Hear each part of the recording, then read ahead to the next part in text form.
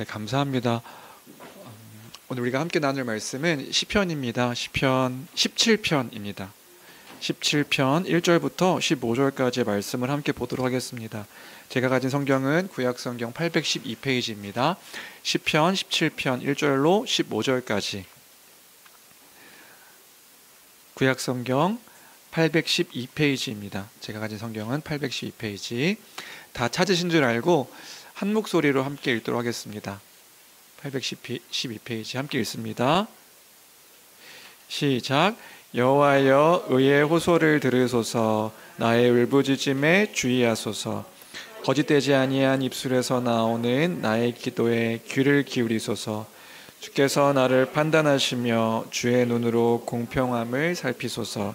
주께서 내 마음을 시험하시고 밤에 내게 오시어서 나를 감찰하셨으나 흠을 찾지 못하셨사오니 내가 결심하고 입으로 범죄하지 아니하리이다. 사람의 행사로 논하면 나는 주의 입술의 말씀을 따라 스스로 삼가서 포악한 자의 길을 가지 아니하였사오며 나의 걸음이 주의 길을 굳게 지키고 실족하지 아니하였나이다.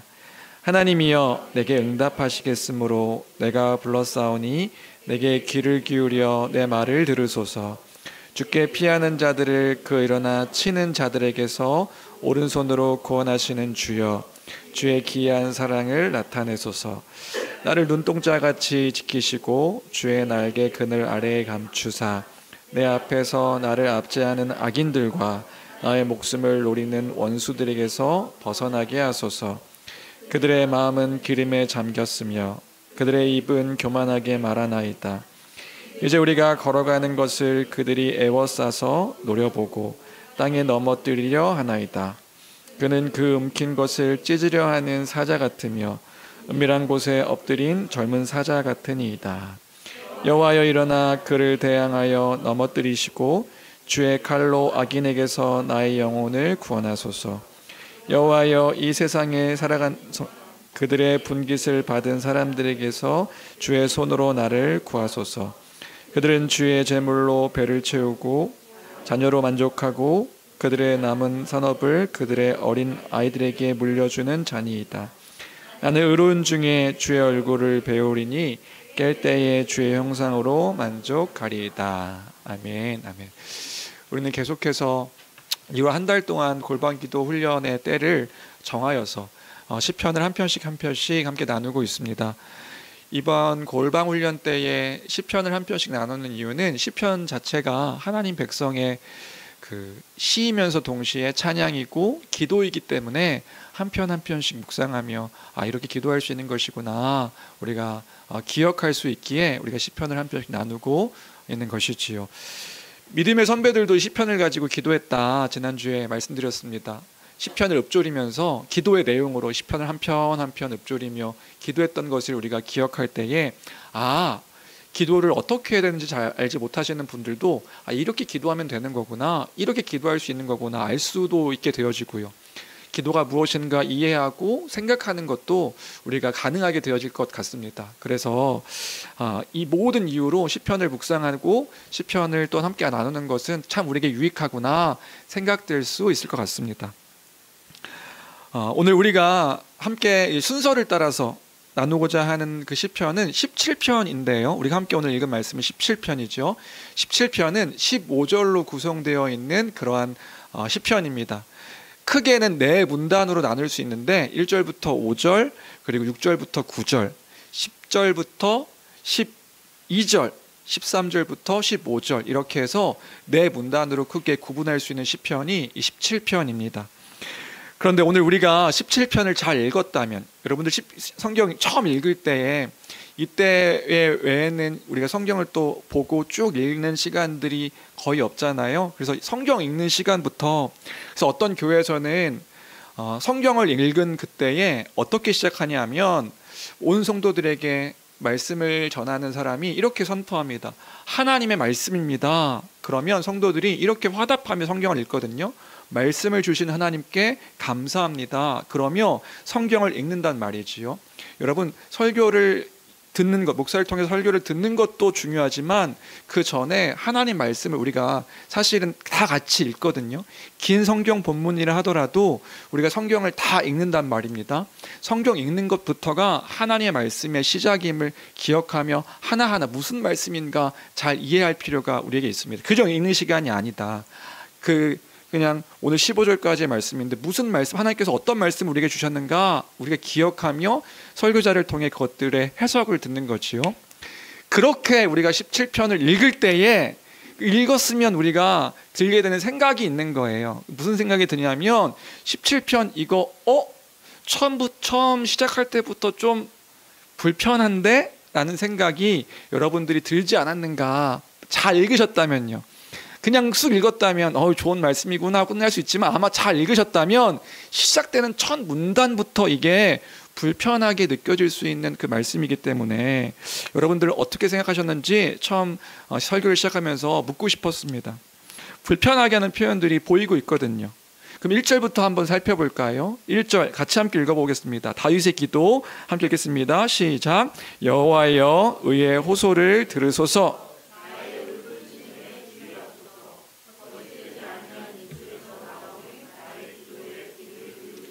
예, 다윗의 기도라고 시작하면서 이게 다윗의 기도구나 이렇게 우리가 좀 이해할 수 있고요.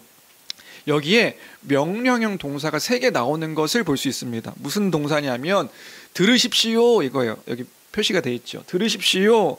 그리고 주의해서 들으십시오 이겁니다. 그리고 귀를 기울여서 들으십시오. 이렇게 지금 하나님을 향해서 명령하고 있는 것이 기도의 내용인 거죠. 무엇을 잘 들어달라고 이야기하고 있냐면 나의 의의 호소요. 나의 울부짖음이요. 뭔가 막 울부짖고 있는 거예요. 그리고 거짓되지 아니한 입에서 나오는 나의 기도를 귀 기울여서 하나님 들으십시오. 이렇게 이야기하고 있는 것이 1절의 내용입니다. 그래서 1절을 정리하면 지금 이렇게 이야기하고 있는 거죠. 내가 지금 기도하는 이 내용은 기도 내용은 거짓되지 않으니까 의로운 호소니까 하나님 들으셔야 되고 이거 귀 기울여서 들으십시오 라고 하는 게 1절의 내용이니 어떠신가요? 불편하지 않으신가요? 저만 불편한가요? 뭔가 다윗이 지금 하나님 앞에서 어떻게 이렇게 기도하고 있지? 불편하게 생각되는 게 1절의 내용인 것이고요. 2절도 볼까요? 2절에서 계속해서 1절부터 5절까지 한 문단인데 계속해서 이렇게 기도하고 있는 거예요. 뭐라고요? 또 같이 함께 읽어보겠습니다. 함께 읽겠습니다. 시작. 주께서 나를 판단하시며 주의 눈으로 공평함을 살피소서. 예, 주님께서 나를 판단해 주십시오. 이렇게 이야기하고 있는 겁니다. 여기서 판단이란 단어가 뭐냐? 예전에 하박국 설교할 때도 설명했는데 미시파트라는 단어거든요. 이게 무슨 단어냐면 공의롭게 판단해 주십시오. 공평하게 재판해 주십시오. 이런 의미, 공평하게 심판해 주십시오. 이 의미를 담고 있는 단어가 판단의 의미인 거예요. 그러니까 지금 하나님께 뭐라고 기도하고 있는 거예요? 주님, 하나님께서 나를 공의롭게 재판해 주십시오. 주의 눈이 있으시니까 그러니까 이제 공평하게 판단해서 나를 심판해 주십시오. 이렇게 이야기하고 있는 게 2절의 내용이라고 한다면 우리가 복음을 바르게 이해하고 있는 사람들이라고 한다면 우리가 뭔가 불편한 거죠. 이런 표현들이 우리를 불편하게 하는 겁니다. 왜요? 여러분 누가 하나님 앞에서 자신을 판단해 달라고 이렇게 이야기할 수 있겠느냐는 말이에요. 하나님 내가 정직합니다. 이 호소는 나의 의로운 호소입니다. 하나님 눈이 있으시다면 이 정직함을 살펴주시고 이 정직함 가운데 판단해 주십시오라고 할 수 있는 사람이 누가 있느냐는 말이에요. 하나님 앞에서요. 감히 하나님 앞에서요. 근데 지금 다윗이 이 이야기를 하고 있다. 만약에 우리 교회에서도 이런 태도를 보이고 있는 사람이 있다면 여러분들 어떻게 생각하시겠어요? 이미 우리에서 컷이에요. 당신은 어떻게 지금 저런 식으로 말할 수 있는가? 우리한테서 이미 컷이, 우리 마음 가운데서 이미 그 사람은 컷당한다는 말입니다. 저 사람 진짜 교만하다.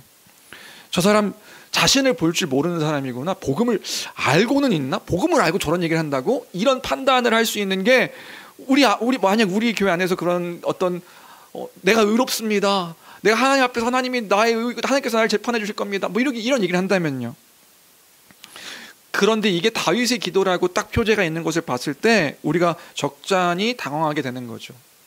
사도행전 13장 보면 하나님의 마음에 합한 자다, 하나님 마음에 맞는 자다라고 말했던, 그렇게 칭찬받았던 사람이 다윗인데 다윗이 어떻게 이렇게 이야기할 수 있는가? 또 성경은 왜 이런 것들을 기록해 두고 있는가? 이런 표현들을 왜 기록해 두고 있는가? 우리가 생각할 수 있는 거죠. 계속 이어지는 3절도 그렇고 5절까지 다 우리를 불편하게 합니다.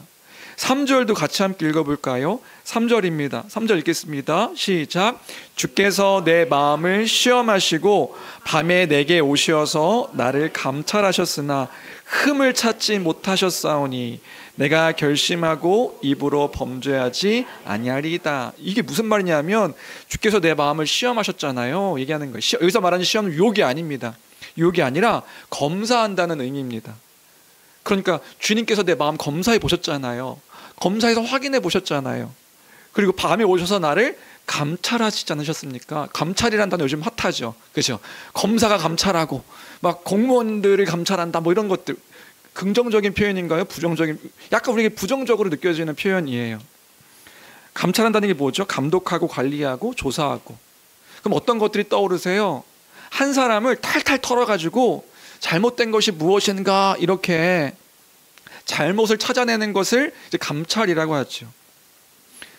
하나님, 내가 감출 수도 없는 그 밤에 찾아오셔서 급습하셔서 나를 감찰하셨잖아요. 근데 감찰하셨지만 다 탈탈 털어서 조사하셨지만 나에게 흠을 발견하지 못하셨죠? 왠지 아세요? 하나님께서 왜 못 찾으는지 아십니까? 왜냐하면 이 뒤에 내가 결심하고 입으로 범죄하지 않기로 내가 결단했거든요. 내가 내 입술로 범죄하지 않기로 내가 하나님 앞에 흠이 없게 하려고 작정했거든요. 그래서 나의 흠을 못 찾으시지 않으셨습니까? 그게 3절의 내용인 거라고요.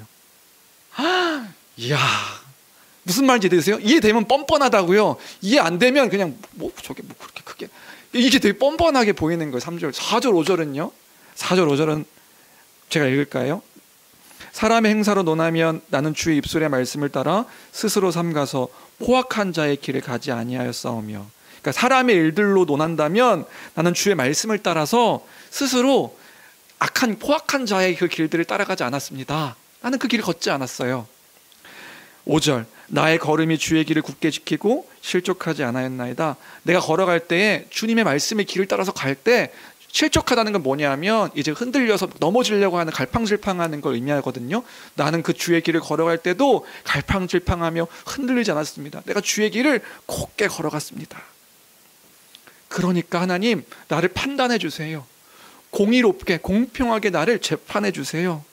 이것이 5절까지의 내용인 것을 이해한다면 우리가 지금 이 다윗의 기도를 어떻게 이해할 수 있겠느냐는 말이에요. 그냥 읽으셨을 때는 안 불편하셨나요? 이게 말씀드리니까 굉장히 불편하시죠. 그래서 저도 한 주간 27편을 이제 설교를 준비하면서 너무 불편하다, 마음이. 불편하다는 시였다는 것을 부정할 수가 없고요. 내용은 이해가 되는데 이거 도대체 성도들에게 어떻게 설교하면 좋을까?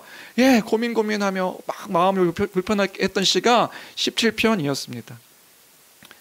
이렇게 지금 제가 설명드린 대로 뭔가 불편함을 느끼는 분들이 계시다면, 이 시가 잘 이해되지 않는 분들이 계시다면 먼저는 우리가 한번 다시 생각해 봤으면 하는 것이 있습니다. 그게 뭐냐면 지난주에 나눴던 시편은 어떤 특징을 가지고 있는가, 제가 크게 5가지를 들어서 설명을 했었거든요.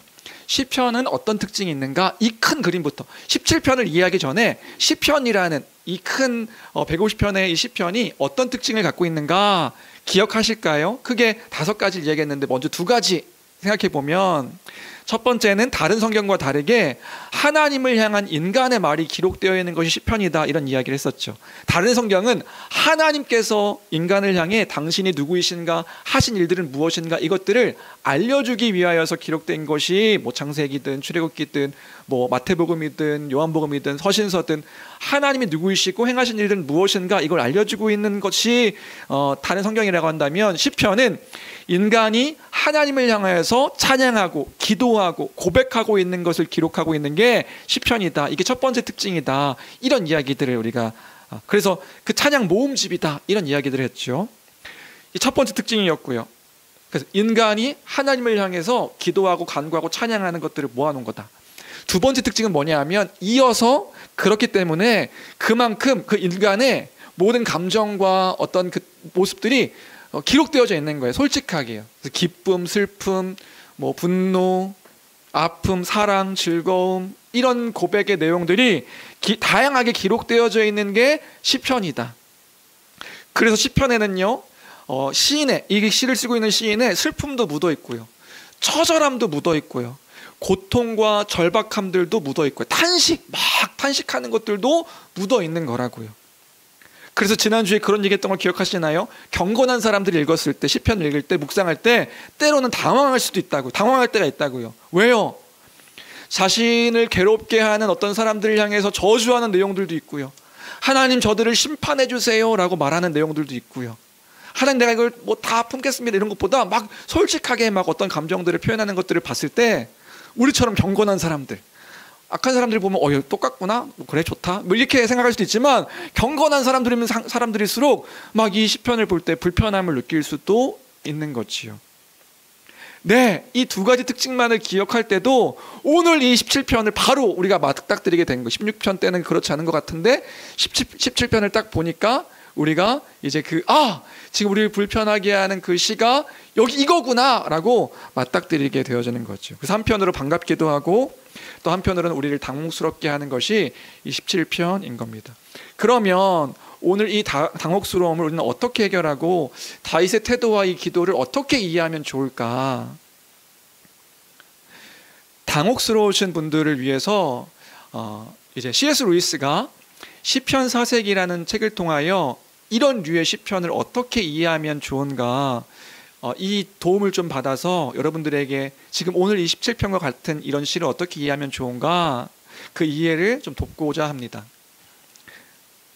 그러니까 우리가 지금 이 17편 같은 시를 읽을 때 우리가 이게 당혹스러운 우리의 이유가 있다는 거예요. 그럼 그 이유가 뭐냐? 우리가 이 시편을 대할 때에 우리 이 시가 이해되지 않는 이유는 뭐냐면, 이미 우리가 갖고 있는 전제하는 이미지가 있기 때문에 이런 시편들이 이해가 되지 않는 거라는 거예요. 우리에게 무슨 이미지가 있는데, 우리에게는요 재판의 이미지가, 이미 박혀 있는 재판의 이미지가 있는 겁니다. 우리의 이해 속에는요, 이 복음을 잘 알고 있는, 이 신약 시대를 살아가고 있는 우리의 이해 속에는 이 재판의 이미지가, 재판에 크게 두 가지가 있대요. 형사재판과 민사재판이 있는데, 우리에게 박혀있는 그 재판의 이미지는 보통 형사재판의 이미지라는 거죠.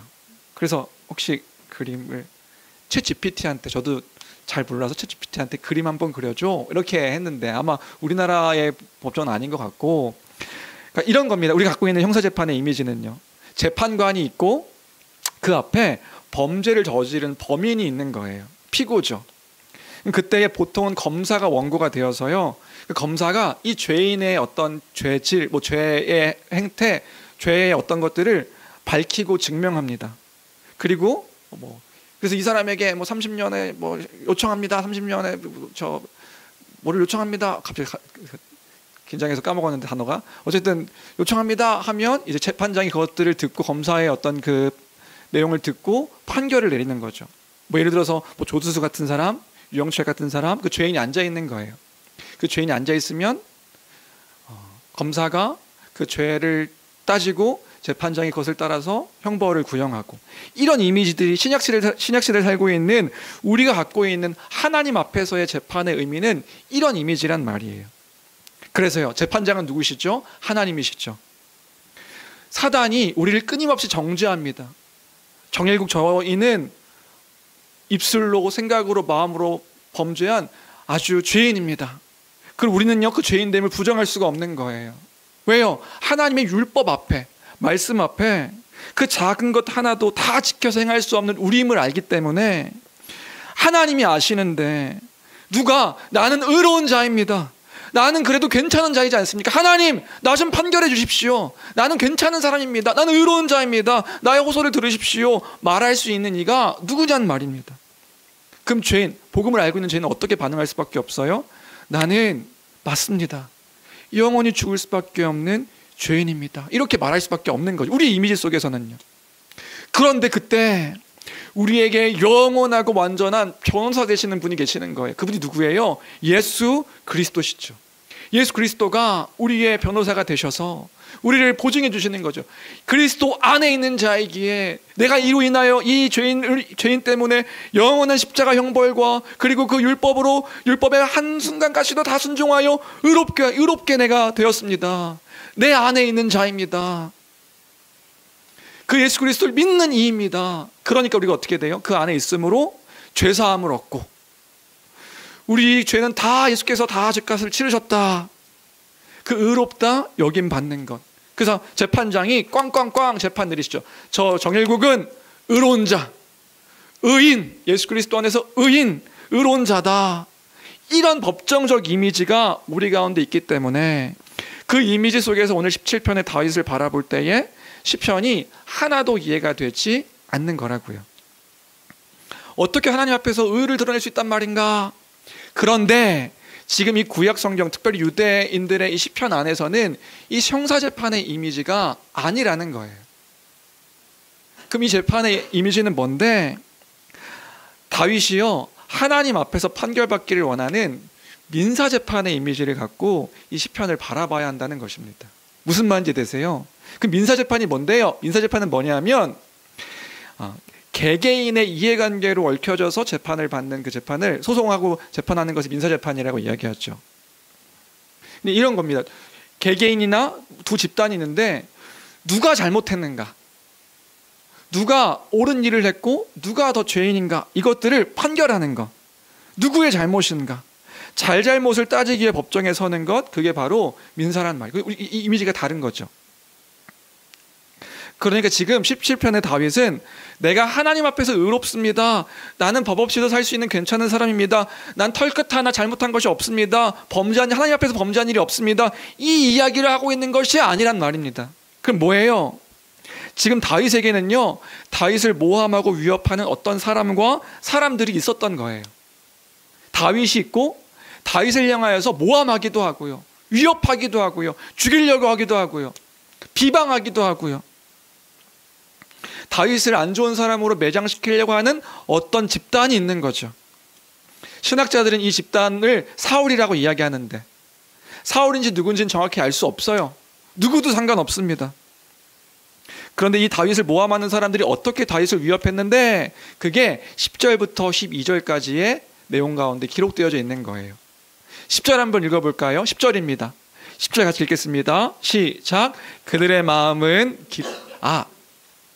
10절입니다. 함께 읽습니다. 시작. 그들의 마음은 기름에.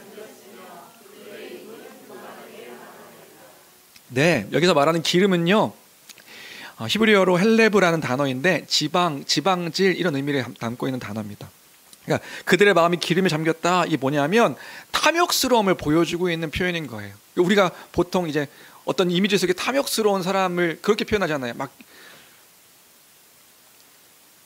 여기 한쪽에는 치킨을 들고 있고, 뼈 이만한 그 토마호크 그거 갖고 있으면 뚱뚱해가지고 막 침 질질 흘리면서 먹는 그런 이미지를 우리가 그 탐욕스러움의 이미지를 담고 있잖아요. 그러니까 그의 마음은 기름에 잠겼다, 이기적이고 자기 고집센 사람을 묘사하는 표현이 그 당시에 기름에 잠겼다, 이런 표현이었던 거예요. 그러니까 자기 탐욕에 사로잡혀서 사람들이 죽어나가는 것과 상관없이 특별히 믿음을 따라 살아가는 사람들을 짓밟고 빼앗고, 그 사람의 명예가 어떻든지 그 사람이 어떤 사람이든지 상관없이 인간의 존엄을 빼앗는 그러한 사람들을 표현하는 게 그들의 마음은 기름에 잠겼으며, 이 의미인 것입니다. 그럼 그들의 태도는 뭐예요? 교만한 거예요. 자신이 모든 것의 주인인 양, 모든 것이 자기 것인 것 마냥 자랑하고 입술로는 거짓을 막 내뱉으면서 다른 사람을 죽이려 하는 그런 태도들, 그런 사람들이 막 우리가 떠오르죠. 내 다윗을 향하여서 지금 그것을 행하고 있는 사람들이 있었던 거란 말이에요. 다윗이 있는데 그런 사람들의 태도는 어떠한 거예요? 지금 이 악한 사람들의 태도는요, 그 믿음을 지키며 하나님의 뜻을 따라서 살아가려고 하는 발버둥 치는 사람들이 꼴보기 싫은 거죠. 왜요? 지만 잘났다고, 지만 하나님 말씀대로 살려고 한다고 막 그렇게 발버둥 치고 살아가니까요. 지만 고고한 척하고 깨끗한 척한다며 꼴보기 싫어하는 거예요. 그럼 이 악인들은 이 다윗 같은 사람들을 보면서 뭐 하는 겁니까? 흠집내기를 좋아하는 거죠. 없는 말을 지어내기도 하고 모함하기도 하고, 저거 아주 묻어버려야 돼. 비방하기도 하고요. 마치 입술에 거짓을 단 사단처럼 끊임없이 비방하고 모욕하고 위협하는 일들을 하는 겁니다. 그런 맥락에서 지금 다윗은요, 하나님 앞에서 자기가 완벽한 자고 완전한 자라고 이야기하고 있는 게 아니에요. 다윗의 인생을 보건대 그는 흠도 많고 연약한 사람이었거든요. 그런데 어떤 삶을 살았냐면, 우리 하나님이 계시니까, 그럼에도 불구하고 난 여전히 부족하지만 하나님이 나와 함께 하시니 내가 어떻게 범죄할 수 있단 말입니까? 내가 어떻게 주를 버리고 살 수 있단 말입니까? 신실하게 살려고 노력했던 이가 다윗이었던 거죠. 그런 그의 태도를 이 사람들이 못마땅하게 여기는 거예요. 지만 잘났대, 지만 고고하대, 지만 하나님의 말씀대로 살아가는 사람처럼 행동해. 그러니까 11절이죠. 11절 12절인데 11절 12절 같이 함께 읽어볼까요? 함께 읽겠습니다. 시작. 이제 우리가 걸어가는 것을 그들이 애워싸서 노려보고 땅에 넘어뜨리려 하나이다. 그는 그 움킨 것을 찢으려 하는 사자 같으며 은밀한 곳에 엎드린 젊은 사자 같은 이이다. 예, 다윗이 걸어가고 있는데 애워싸고, 그 다윗을 어떻게 하려고 하는 거예요? 넘어뜨리려 하고요. 다윗이 가진 것을 찢으려 하고요. 사자같이 은밀한 곳에 엎드려 있다가 그를 막 죽이려고 하고요. 그럼 11절 12절에서 느껴지는 게, 지금 다윗이 고백하는 게 뭘까요? 지금 다윗이 고백하는 거예요. 하나님, 저 너무 무섭습니다.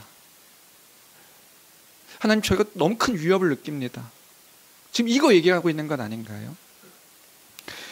다윗이 그 원수 앞에 당당히 서고 싶은데, 주의 말씀 따라 살아가는 삶으로 당당히 서고 싶은데, 그들이 내가 걸어가는 것만 보면, 나만 보면 으르렁거리며 언제 저걸 넘어뜨리고 쓰러뜨릴까, 막 그 사자가, 젊은 사자가 나를 찢어 죽이려는 것처럼 그들이 막 찢어 죽이려고 하는 모습을 볼 때 너무 두렵습니다. 볼 때마다 너무 두렵습니다. 그 얘기를 하고 있는 거잖아요. 11절부터 12절까지 이렇게 말씀을 이렇게 묵상하면서 옛날 일이 하나, 재밌는 일이 떠올랐는데,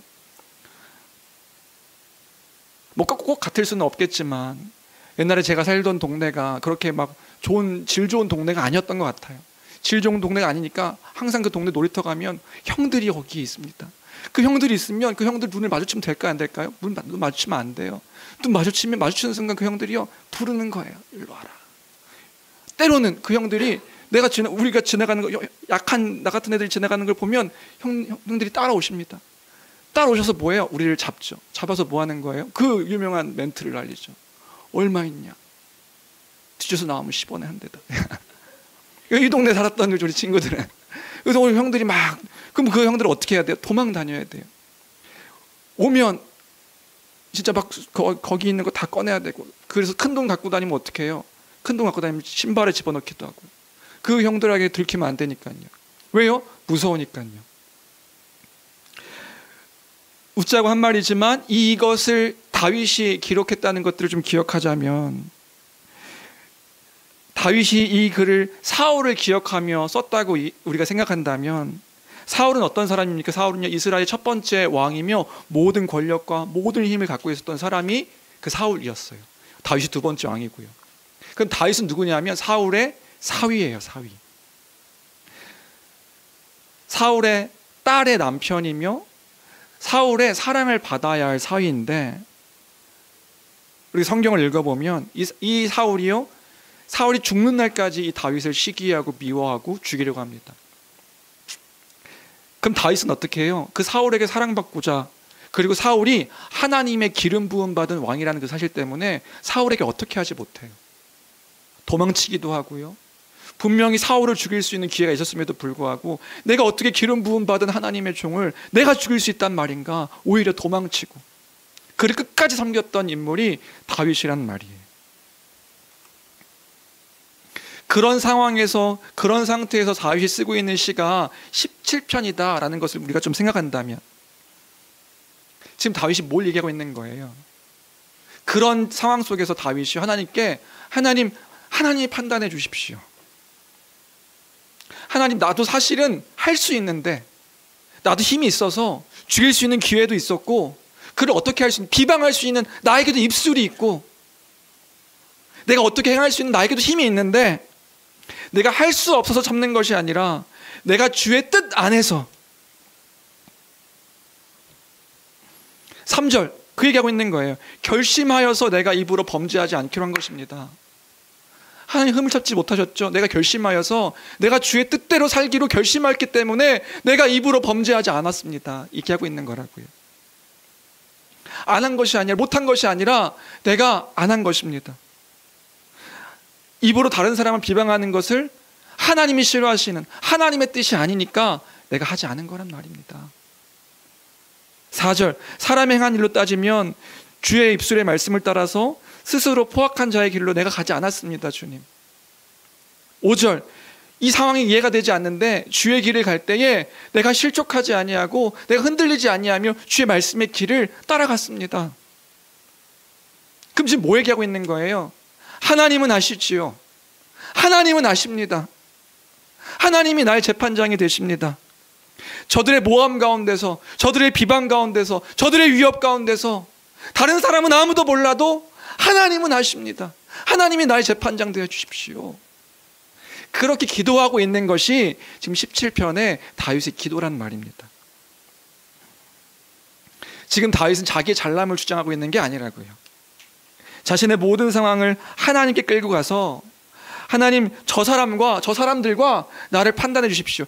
저 사람들이 지금 나를 수많은 사람들에게 비방하고 모욕하고 미친놈이라 이야기하고 그렇게 하고 있는데 다윗은 심지어 어느 지방 가서 미친 척도 하거든요. 죽을 수도 있으니까요. 수많은 사람들이 나를 모함하는데 하나님은 나를 알아주세요. 여러분 전혀 다른 이해라는 거 여러분들 이해되십니까? 그리고 또 하나 이겁니다. 또 하나는 뭐냐면 다윗이 기대하는 게 있는 거예요. 그러니까 이런 거죠. 우리나라 사극을 보더라도, 사극 재밌죠.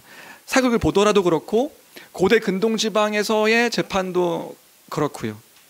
재판이라는 것이 재판장이 그렇게 의로운 재판장이 많지 않았다는 거 여러분들 아시나요? 우리가 살고 있는 21세기에는 우리가 뭐 돈도 있고 시간이 있으면 뭐 소송을 할 수 있고 막 억울하면 막 뭐 소송 걸고 막 그러잖아요. 고소와 고발이 자유로운 시대에 우리가 살아가고 있습니다. 작은 것 하나에도 막 우리가 막 억울하면 재판장 가가지고 판단해 주십시오 할 수 있는데, 그런데 그 오랜 옛날에는요 그런 걸 잘 할 수 없었다고요. 지금 우리가 비교했을 때요. 힘없는 서민들은 자신의 억울함을 호소할 수도 없고요. 재판이 진행된다 하더라도요 이 재판장은 누구의 편을 들어주냐 하면 힘 있는 사람, 권력 있는 사람, 돈 있는 사람, 그 재판관들을 매수해서 이 힘이 없고 가진 것 없는 사람들은 이겨낼 수가 없는 거예요. 공의로운 뮤시파트? 공의로운 뮤시파트가 어디 있습니까? 없는 거예요. 사울의 힘이 이만큼 막대한데요. 그 악인들의 힘은 이만큼 권력이 센데요. 그들과 재판할 때 누가 이길 수 있냔 말이에요. 그런데 하나님이 재판장이 되시면요, 하나님은 공의롭게 공평하게 심판해 주실 수 있는 거죠.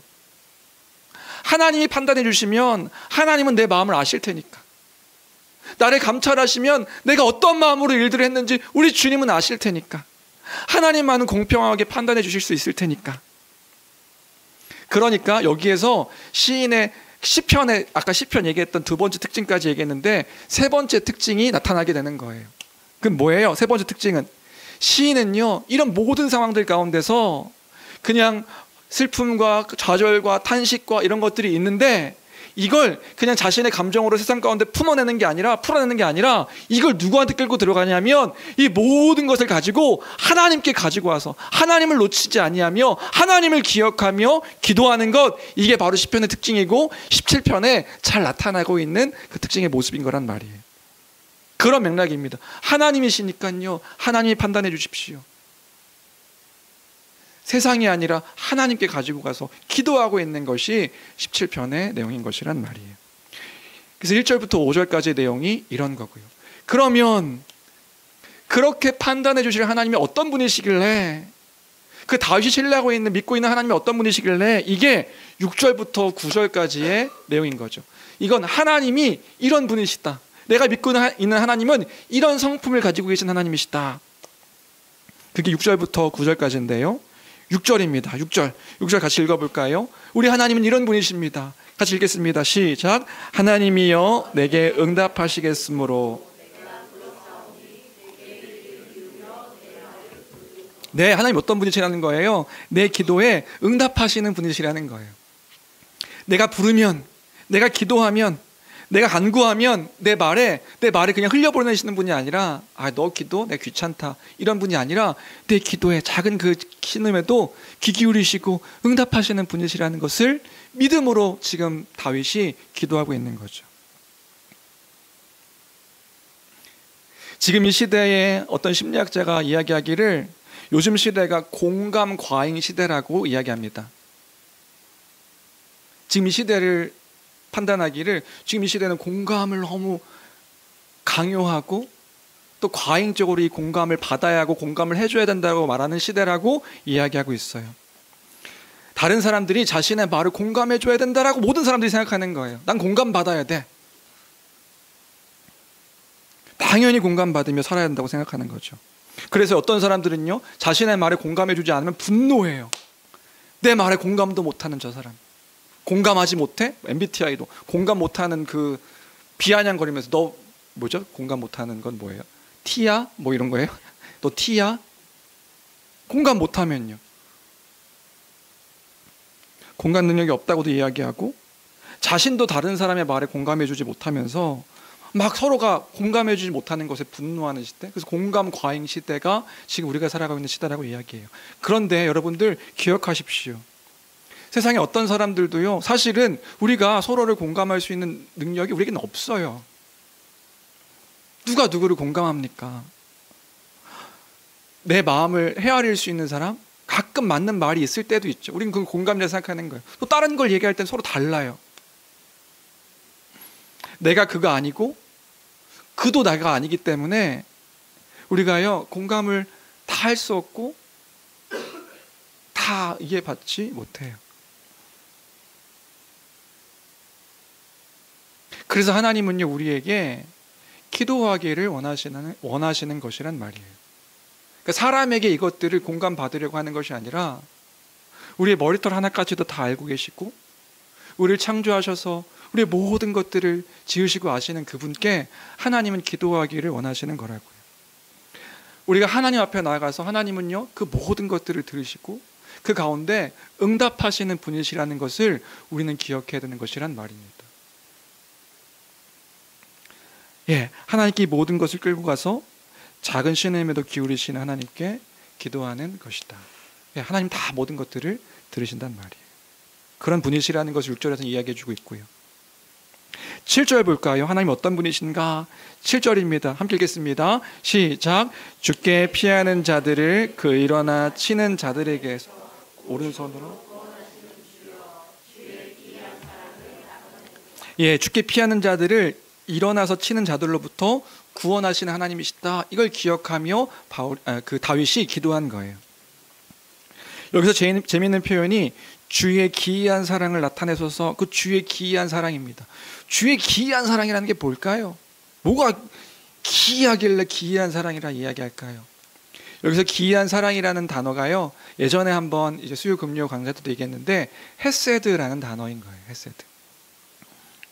헤세드는 뭐냐면요, 그냥 사랑이 아니라 여기는 기이한 사랑이라 표현했는데 하나님과의 언약적 관계 속에서 베푸시는 자비, 은혜, 사랑을 표현할 때 헤세드라고 이야기해요. 그냥 언약적 관계 속에서요.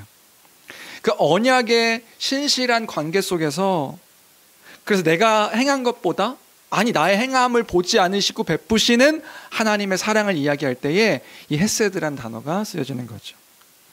내가 어떤 의무도 행하지 않았습니다. 내가 뭔가 열심히 해서 보상으로 베푸시는 사랑이 아니라 언약을 맺어주셨기 때문에 여전히 부족하고 완벽하지 않으신데도 베푸시는 사랑. 그 사랑을 베푸시는 하나님이심을 기억하며 다윗이 나아가 기도했던 거죠.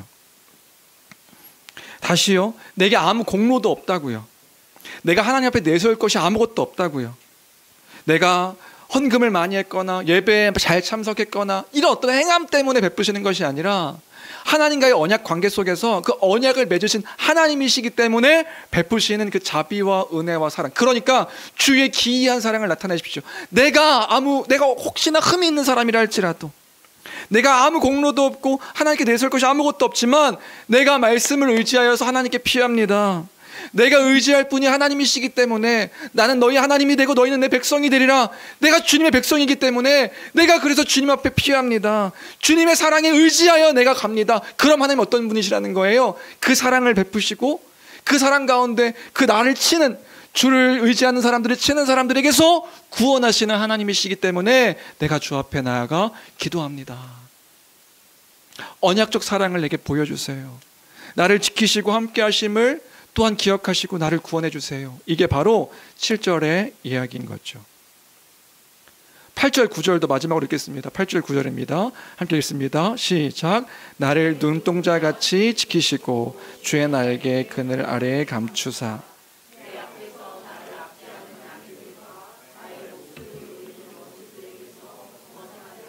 예, 눈동자같이 지키시고 주의 날개 그늘 아래에서 감추셔서 내 앞에서 나를 압제하는 악인들, 나의 목숨을 노리는 원수들 벗어나게 하실 분이 하나님이시기 때문에 내가 하나님 앞에 나아가 기도합니다. 나를 구원해 주십시오. 이 모든 것을 판단해서 하나님을 향해 내 마음을 아시는 분이 하나님이시기 때문에 나를 구원해 주십시오. 지금 이렇게 기도하고 있는 것이 다윗의 기도의 내용인 것이다. 오늘 이 17편을 통하여서 우리가 기억하길 원하는 것은 이것입니다. 우리가 지금 이제 기도 훈련하며 기도하고 계시지요. 혹 여러 가지 이유로 기도를 못하고 계시는 분들이 계실 수도 있는데 괜찮습니다. 골방 기도 훈련 난 이미 며칠 빼먹어서 이미 저는 땡이에요. 그런 거 없는 겁니다. 그런 거 아니라고요. 여러분 절대 그런 거 아닙니다. 날마다 주님이 아침마다 새롭고 늘 새롭게 우리를 초대하셔서 그 하나님의 그 언약적 관계 안에 그 신실한 헤세드의 사랑을 우리에게 베푸시는 하나님을 누리기를 원하시는 거예요. 그 하나님을 기억하며 우리가 기도하는 것이기 때문에. 그런데 우리가 매일매일 기도하시는 분들도 계실 수도 있겠죠. 어떤 기대와 갈망으로 기도하고 있는가, 얼마나 하나님에 대한 신실한 이해 속에서 하나님께 기도하고 있는가, 오늘 이 아침에 이 주일에 우리는 다시 기억해야 될 줄로 믿습니다. 우리를 돌아봐야 되는 것이란 말이지요.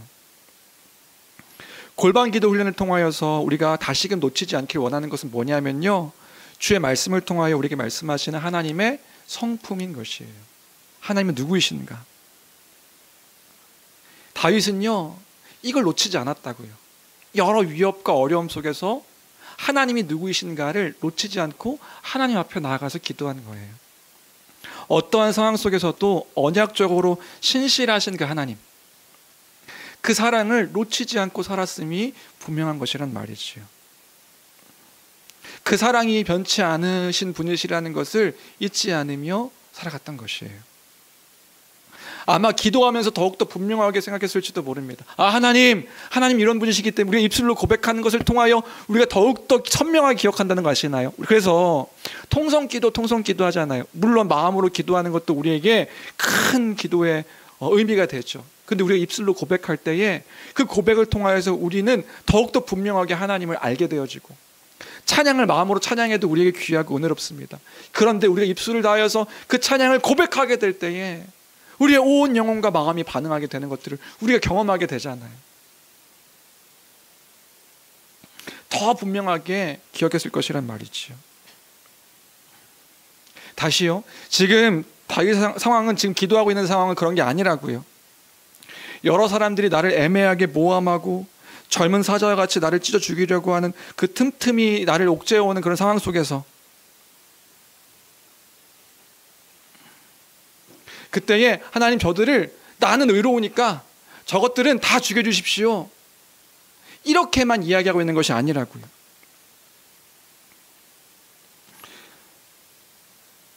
여전히 하나님을 향한 신실한 그 사랑 가운데서, 그 사랑 가운데 주의 말씀을 지키며 살아가는 거예요.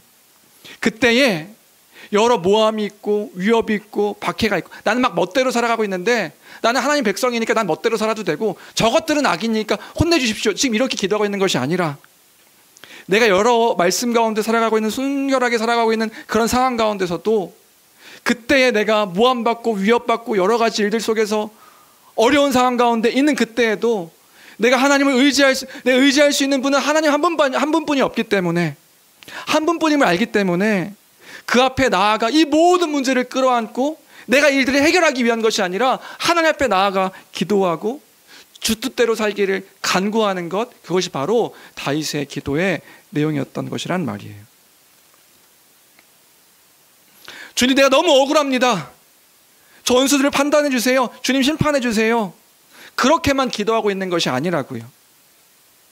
자신이 하나님 앞에서 순결하게 살기를 갈망하면서 그 안에서 살기를 몸부림치면서 그때 자신을 지켜달라고, 이런 삶을 지키며 살게 해달라고, 그렇게 기도했던 간절한 기도의 모습이 다윗의 기도의 모습이란 말이에요. 그때 하나님이 내 편이심을 잊지 않을 수 있는 것이란 말입니다.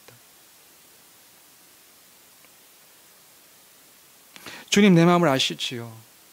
내 모습을 아시지요. 주님이 나를 판단해 주십시오.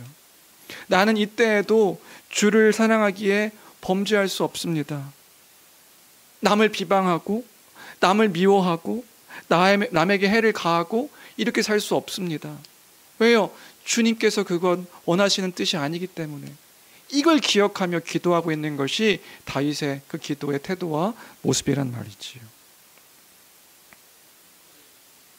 저 세상 사람들이 세상의 것들만 추구하며 살아가는데, 살아감에도 불구하고 그것도 주님이 판단해 주세요. 그러면서 하는 마지막 고백이 15절의 고백인 것입니다. 15절. 세상 사람들은, 사실 여기서 말하는 세상 사람들은 저 밖에 하나님을 알지 못한 세상 사람들이 아닌 거죠. 어떤 의미에서는. 탐욕스럽게 다른 사람을 비방하고 조롱하고 하나님을 알고 있는 자들의 이런 비방과 모욕과 위협이었던 거예요. 그런데 주님은 내 마음을 아시지요. 그런 사람들의 비방 속에서 주님, 내가 지금 하고 있는 일들이 무엇인지 아시지요. 내가 만족하는 것은 이것입니다. 그 만족의 내용이 15절의 내용인데 우리 마지막으로 같이 함께 읽어볼까요? 함께 읽겠습니다. 시작. 나는 의로운 중에 주의 얼굴을 배우리니. 여기서 깰 때에 라는 단어는요, 문자적으로는 아침에 깰 때에 라는 의미를 갖고 있는 단어이기도 합니다. 근데 아침마다 깰 때에 나는 의로운 중에 주의 얼굴을 날마다 보리니, 아침마다 깰 때에 내가 만족하는 것은 주를 닮아가는 것, 주의 형상으로 내가 오늘도 깨어난 것으로 만족합니다. 이런 의미일 수도 있고요. 그런데 이것을 신학자들마다 히브리적 표현으로는 깬다는 게 어떤 의미냐면 죽음의 잠에서 깰 때에 이런 표현을 담고 있는 단어라고 해요. 내가 의로운 중에 날마다 주의 말씀을 따라 살아가지만 내가 죽음 가운데서 깰 때에 그때에도 내가 만족할 수 있는 것, 주의 형상으로 내가 살아갔고 내가 주의 형상으로 다시금 그 주를 맞이할 수 있게 되었다는 것, 내가 이것으로 인하여 만족하겠습니다. 내가 이 땅에서의 탐욕스러움과 그 어떤 비방과 이런 일들에 머무르지 않고 의로운 중에 주의 얼굴을 날마다 배웠는데 그 마지막에 어떻게 잠에서 죽음 가운데서 깨어날 때도 나에게 주어지는 것은 무엇인가? 주의 형상, 주를 닮은 자의 그런 모습 속에서의 그 참된 생명, 그 승리로 인하여 내가 만족합니다. 이 고백이 마지막으로 고백하고 있는 다윗의 고백임을 기억할 때에 15절을 묵상하면서 참 아름답다. 내가 아침마다 깰 때도 이런 고백을 할 수 있다면, 그리고 내가 죽음을 두려워하는 것이 아니라 그 의로운 중에 살아가는 것 속에서 죽음을 맞이할 때도 나이가 깨어날 때의 고백이 내가 주의 형상으로 만족합니다. 이 고백을 할 수 있다면 너무나도 귀하고 아름답겠다 하며 한 주를 그렇게 살았던 그런 묵상하며 살았던 모습이었던 것 같습니다. 얼마나 복된 인생이라고 할 수 있겠는가. 말씀을 정리할까요? 지금 이 시대를 살아가고 있는 우리의 모습과 태도들을 볼 때에 내 속에 내가 너무나도 많아서 때로는 우리가 세상 사람들이 말하는 것과 똑같은 것들을 추구하고 똑같은 것들을 바라며 똑같은 것들을 기대하고 저것이 있어야, 저것이 이루어져야만 내가 모든 것들을 다 해결받을 수 있는 것 마냥 살아가고 있는 것이 하나님의 백성으로서 백성입니다, 하나님의 은혜로 살아가고 있습니다 라고 하는 우리의 태도와 모습은 아닐까. 우리가 이 주일에 다시 한번 돌아봤으면 좋겠습니다.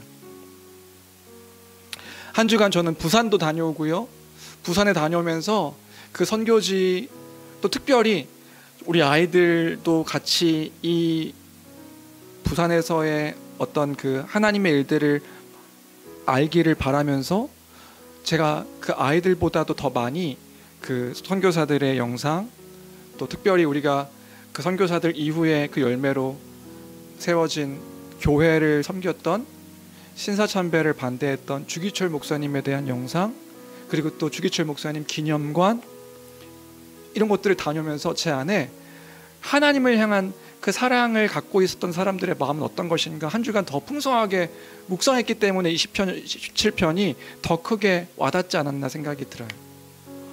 어떨 때에 주의 형상으로 인하여 만족할 수 있다라고 고백할 수 있을까? 그들은 무엇 때문에 이 땅 가운데 와서 자신의 젊음과 희생을 다 바쳐 그 복음을 위하여 이 조선 땅에 와 6개월밖에 살지 못하면서도 병에 걸려서 그 삶 가운데서 모든 것들을 하지 못하는, 자기가 계획했던 것들이 다 실패하는 상황 가운데서도 원망하지 않으며 그 복음 전하기 위하여 다시금 또 다른 사람들이 이 조선 땅에 오고 그 복음을 전하며 살 수 있었는가? 수많은 사람들이 신사참배를 허용하고 그 신사참배를 허용했던 사람들이 다른 불신자들이 아니라 목사님들이었다고요.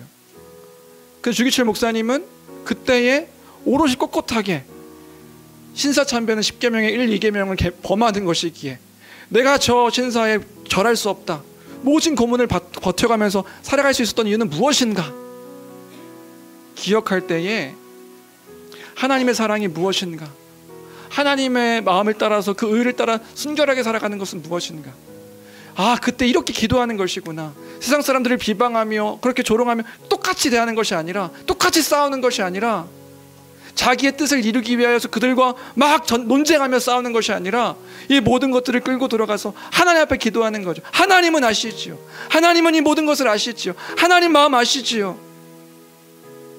살 수 있었던 것은 우리가 믿고 있는 그 믿음, 하나님께서 그리스도의 십자가를 통하여서 보여주신 그 풍성하신 은혜와 사랑을 기억할 때에 이 모든 일들이 가능했던 것이구나 묵상할 수 있었습니다.